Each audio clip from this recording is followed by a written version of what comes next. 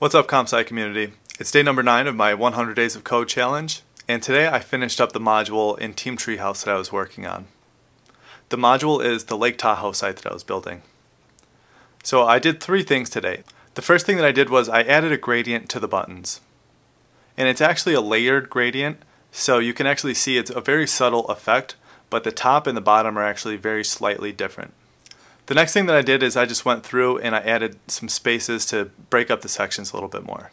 And the last thing that I did was added a breakpoint above 720 pixels. This website was designed with a mobile first layout, so I didn't have to add any breakpoints for 480 pixels or less.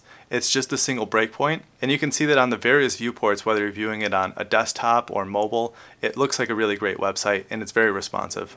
So at this point I feel like I know enough to at least start working on the design of my cousin's website for his salon.